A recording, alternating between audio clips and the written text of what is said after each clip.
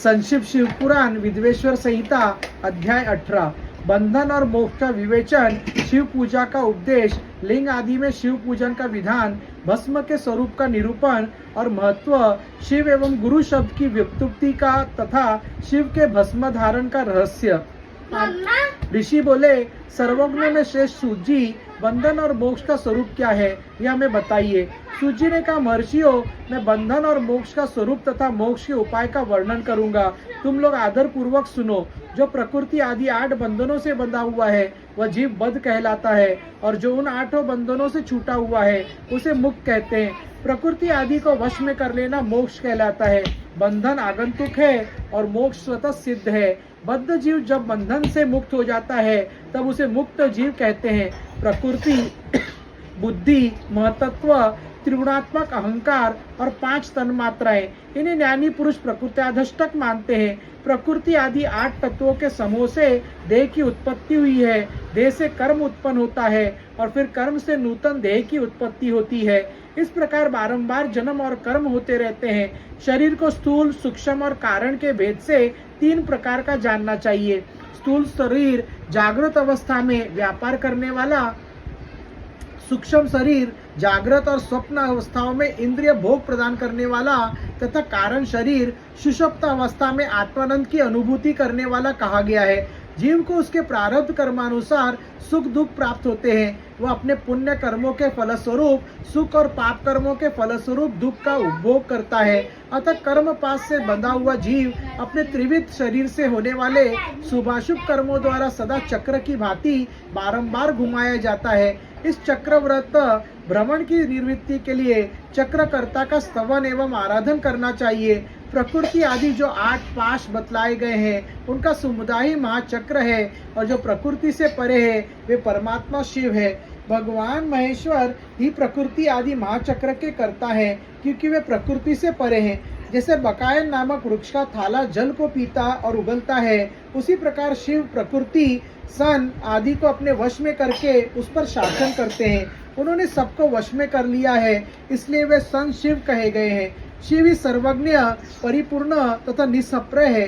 सर्वज्ञता, तृप्ति, अनादि बोध, स्वतंत्रता, नित्य अलुप्त शक्ति से संयुक्त होना और अपने भीतर अनंत शक्तियों का धारण करना, महेश्वर के इन 6 प्रकार के मानसिक ऐश्वर्य को केवल वेद जानता है। अतः भगवान सन शिव के अनुग्रह से ही प्रकृति आदि 8 तत्व वश में होते हैं। भगवान शिव का कृपा प्रसाद प्राप्त करने के लिए उन्हीं का पूजन करना चाहिए। यदि कहें शिव तो परिपूर्ण है, निष्प्रय है, उनकी पूजा कैसे हो सकती है, तो इसका उत्तर यह है कि भगवान शिव के उद्देश्य से उनकी प्रसन्नता के लिए किया हुआ सत्कर्म उनके कृपा प्रसाद को प्राप्त कराने वाला होता है। शिवलिंग में, शिव की प्रतिमा में तथा शिव भक्तजनों में शिव की भावना करके उनकी प्रसन्नता के लिए पूजा करनी चाहिए। वह पूजन शरीर से, मन से, वाणी से और धन से भी किया जा सकता है।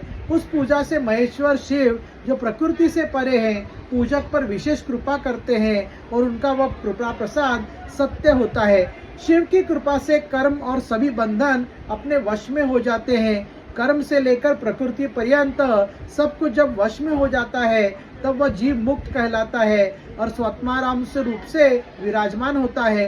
परमेश्वर संत शिव की कृपा से जब कर्म जनित शरीर अपने वश में हो जाता है तब भगवान संत शिव के लोक में निवास का सौभाग्य प्राप्त होता है। इसी को सालोक्य मुक्ति कहते हैं। जब तन्मात्राएं वश में हो जाती है तब जीव जगदम्बा सहित शिव का सामीप्य प्राप्त कर लेता है।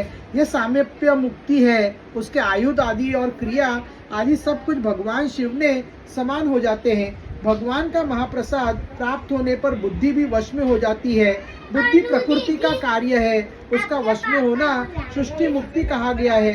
पुनः भगवान का महान अनुग्रह प्राप्त होने पर प्रकृति वश में हो जाएगी। उस समय भगवान शिव का मानसिक ऐश्वर्य बिना यत्न के ही प्राप्त हो जाएगा। सर्वज्ञता और तृप्ति आदि जो शिव के ऐश्वर्य है, उन्हें पाकर मुक्त पुरुष अपने आत्मा में ही विराजमान होता है। वेद और शास्त्रों में विश्वास रखने वाला विद्वान पुरुष इसी को सायुज्य मुक्ति कहते हैं। इस प्रकार लिंग आदि में शिव की पूजा करने से क्रमशः मुक्ति स्वतः प्राप्त हो जाती है। इसलिए शिव का कृपा प्रसाद प्राप्त करने के लिए तत्संबंधी क्रिया आदि के द्वारा उन्हीं को पूजन करना चाहिए। शिव क्रिया, शिव तप, शिव मंत्र जप, शिव ज्ञान और शिव ध्यान के लिए सदा उत्तरोत्तर अभ्यास बढ़ाना चाहिए। प्रतिदिन प्रातः काल से सन रात को सोते समय तक और जन्म काल से लेकर मृत्यु पर्यंत सारा समय भगवान शिव के चिंतन में ही बिताना चाहिए। सत्व जाति मंत्रों तथा नाना प्रकार के पुष्पों से जो शिव की पूजा करता है वह शिव को ही प्राप्त होगा। ऋषि बोले, उत्तम व्रत का पालन करने वाले सूत जी, लिंग आदि में शिव जी की पूजा का क्या विधान है यह हमें बताइए। सूत जी ने कहा, द्विजो, मैं लिंगों के क्रम का यथावत वर्णन कर रहा हूँ, तुम सब लोग सुनो। वह प्रणव ही समस्त अभिष्ट वस्तुओं को देने वाला प्रथम लिंग है, उसे सूक्ष्म प्रणव रूप समझो। सूक्ष्म लिंग निष्कल होता है और स्थूल लिंग सकल। पानी तो मुझे। पंचाक्षर मंत्र को स्थूल लिंग कहते हैं। उन दोनों प्रकार के लिंगों का पूजन तप कहलाता है। वे दोनों ही लिंग साक्षात मोक्ष देने वाले हैं। पौरुष लिंग और प्रकृति लिंग के रूप में बहुत से लिंग है, उन्हें भगवान शिव ही विस्तार पूर्वक बता सकते हैं, दूसरा कोई नहीं जानता। पृथ्वी के विकारभूत जो लिंग ज्ञात है उनको मैं तुम्हें बता रहा हूँ। उनमें स्वयंभू लिंग प्रथम है, दूसरा बिंदु लिंग, तीसरा प्रतिष्ठात लिंग, चौथा चर लिंग और पांचवा गुरु लिंग। देवर्षियों की तपस्या से संतुष्ट हो उनके समीप प्रकट होने के लिए पृथ्वी के अंतर्गत बीज रूप से व्याप्त हुए भगवान शिव वृक्षों के अंकुर की भांति भूमि के भेद कर नादलिंग के रूप में व्यक्त हो जाते हैं। वे स्वतः व्यक्त हुए शिव ही स्वयं प्रकट होने के कारण स्वयंभू नाम धारण करते हैं। ज्ञानीजन उन्हें स्वयंभू लिंग के रूप में जानते हैं। उस स्वयंभू लिंग के पूजा से उपासक का ज्ञान स्वयं ही बढ़ने लगता है। सोने चांदी आदि के पत्र पर, भूमि पर अथवा वेदी पर अपने हाथ से लिखित जो शुद्ध प्रणव मंत्र रूप लिंग है उसमें तथा मंत्र लिंग का आलेखन करके उसमें भगवान शिव की प्रतिष्ठा और आह्वान करे। ऐसे बिंदुनादमय लिंग सत्तावर और जंगम दोनों ही प्रकार का होता है। इसमें शिव का दर्शन भावनामय ही है, ऐसा निस्संदेह कहा जा सकता है। जिसको जहाँ भगवान श्री शंकर के प्रकट होने का विश्वास हो उसके लिए वही प्रकट होकर वे अभीष्ट फल प्रदान करते हैं। अपने हाथ से लिखे हुए यंत्र में अथवा अकृत्रिम स्थावर आदि में भगवान सन शिव का आह्वान करके 16 उपचारों से उनकी पूजा करें। ऐसा करने से साधक स्वयं ही ऐश्वर्य को प्राप्त कर लेता है और इस साधन के अभ्यास से उसको ज्ञान भी होता है।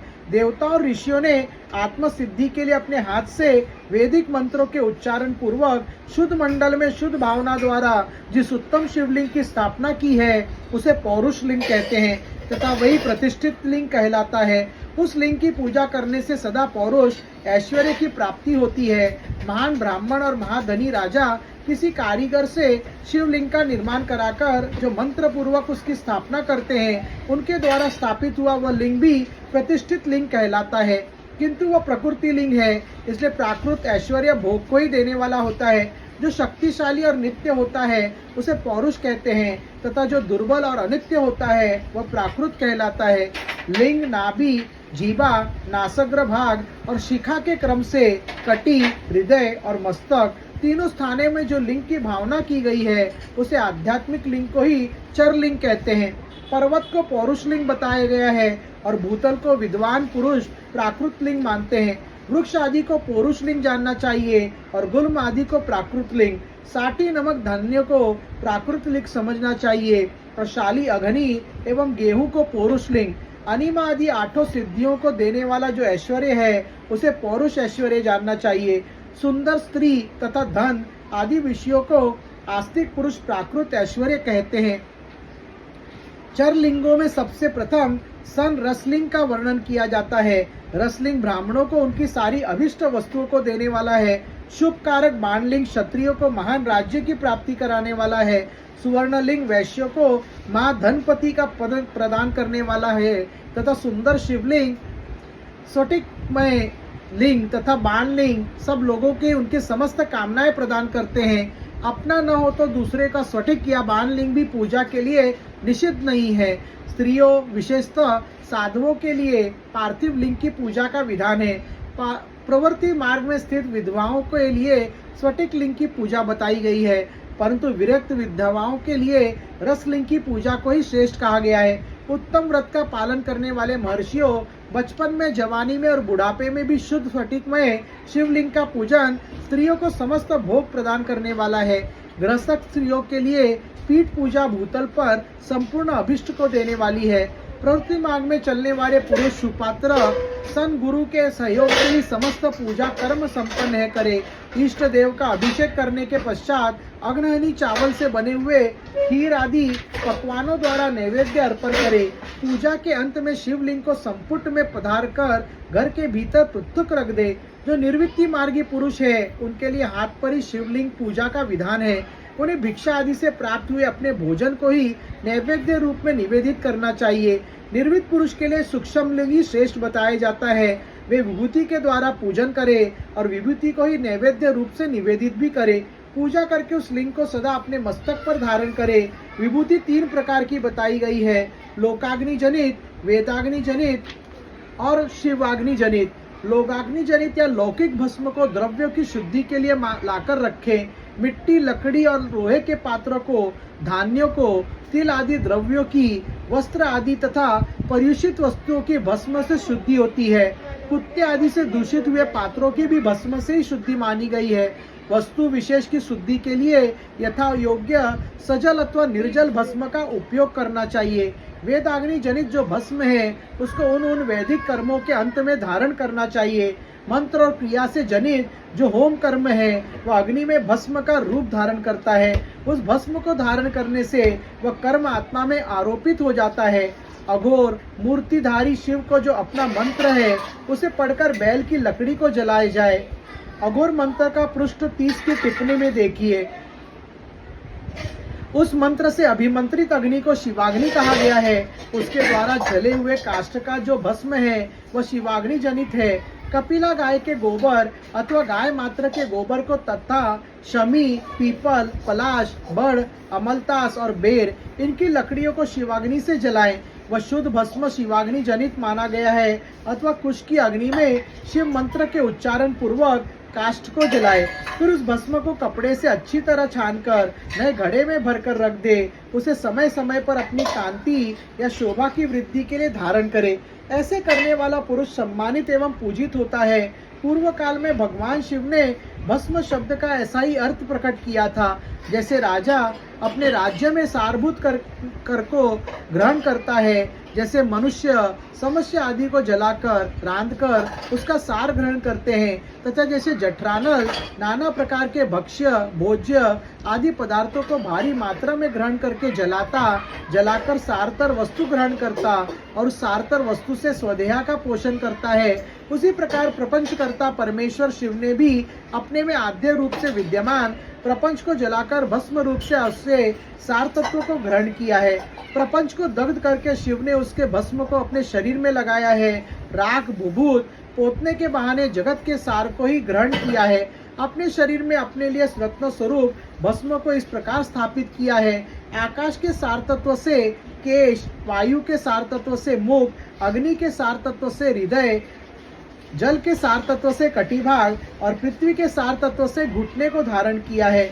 इसी तरह उनके सारे अंग विभिन्न वस्तुओं के सार रूप है। महेश्वर ने अपने ललाट में तिलक रूप से जो त्रिपुंड धारण किया है वो ब्रह्मा, विष्णु और रुद्र का सार तत्व है। वे इन सब वस्तुओं को जगत के अभ्युदय का हेतु मानते हैं। इन भगवान शिव ने प्रपंच के सारे सर्वस्व को अपने वश में किया है, अतः इन्हें अपने वश में करने वाला दूसरा कोई नहीं है। जैसे समस्त मृगों का हिंसक मृग सिंह कहलाता है और उसकी हिंसा करने वाला दूसरा कोई मृग नहीं है, अतः इसे सिंह कहा गया है। शकार का अर्थ है नित्य सुख एवं आनंद, इकार का अर्थ है पुरुष और वकार का अर्थ है अमृत स्वरूपा शक्ति। इन सब का सम्मिलित रूप ही शिव कहलाता है। अतः इस रूप में भगवान शिव को अपना आत्मा मानकर उनकी पूजा करनी चाहिए। अतः पहले अपने अंगों में भस्म मले, फिर ललाट में उत्तम त्रिपुंड धारण करे। पूज्य काल में सजल भस्म का उपयोग होता है और द्रव्य शुद्धि के लिए निर्जल भस्म का। गुणातीत परम शिव राजस और सविकार गुणों का अवरोध करते हैं, दूर हटाते हैं, इसलिए वे सबके गुरु रूप का आश्रय लेकर स्थित हैं। गुरु विश्वासी शिष्यों के तीनों गुणों को पहले दूर करके फिर उन्हें शिव तत्व का बोध कराते हैं, इसलिए गुरु कहलाते हैं। गुरु की पूजा परमात्मा शिव की ही पूजा है। गुरु के उपयोग से बचा हुआ सारा पदार्थ आत्मशुद्धि करने वाला होता है। गुरु की आज्ञा बिना उपयोग में लाया हुआ सब कुछ वैसा ही है जैसे चोर चोरी के करके लाए हुए वस्तु का उपयोग करता है। गुरु से भी विशेष ज्ञानवान पुरुष मिल जाए तो उसे भी यत्नपूर्वक गुरु बना लेना चाहिए। अज्ञानी रूपी बंधन से छूटना ही जीव मात्र के लिए साध्य पुरुषार्थ है। अतः जो विशेष ज्ञानवान है वही जीव को उस बंधन से छुड़ा सकता है। जन्म और मरण रूप द्वंद्व को भगवान शिव की माया ने ही अर्पित किया है। जो इन दोनों का शिव की माया का ही अर्पित कर देता है वो फिर शरीर के बंधन में नहीं पड़ता। जब तक शरीर रहता है तब तक तो क्रिया किए ही अधीन है, वह जीव बद्ध कहलाता है। स्थूल, सूक्ष्म और कारण तीनों शरीरों के वश में कर लेने पर जीव का मोक्ष हो जाता है, ऐसा ज्ञानी पुरुषों का कथन है। माया चक्र के निर्माता भगवान शिव ही परम कारण है।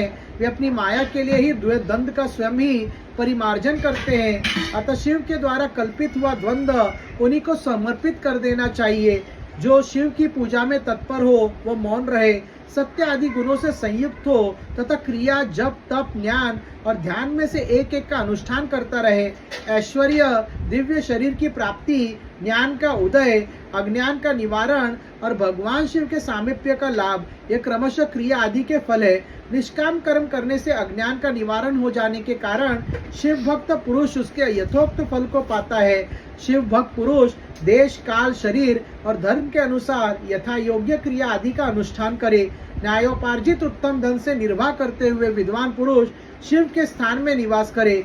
जीव हिंसा आदि से रहित और अत्यंत क्लेश शून्य जीवन बिताते हुए पंचाक्षर मंत्र जप से अभिमंत्रित अन्न और जल को सुख स्वरूप सन माना गया है। अथवा कहते हैं कि दरिद्र पुरुष के लिए भिक्षा से प्राप्त हुआ अन्न ज्ञान देने वाला होता है। शिव भक्त को भिक्षान्न प्राप्त हो तो वह शिव भक्ति को सन को बढ़ाता है। शिव योगी पुरुष भिक्षान्न को शंभु सत्र कहते हैं। जिस किसी भी उपाय से जहाँ कहीं भी भूतल पर शुद्ध अन्न का भोजन करते हुए सदा मौन भाव से रहे और अपने साधन का रहस्य किसी से प्रकट न करे, भक्तों के समक्ष ही शिव के महात्म्य को प्रकाशित करे। शिव मंत्र के रहस्य को भगवान शिव ही जानते हैं, दूसरा नहीं। संक्षिप्त शिव पुराण विद्वेश्वर संहिता अध्याय 18। शिव शंभो भोलेनाथ महाराज की जय। श्री राधे कृष्ण भगवान।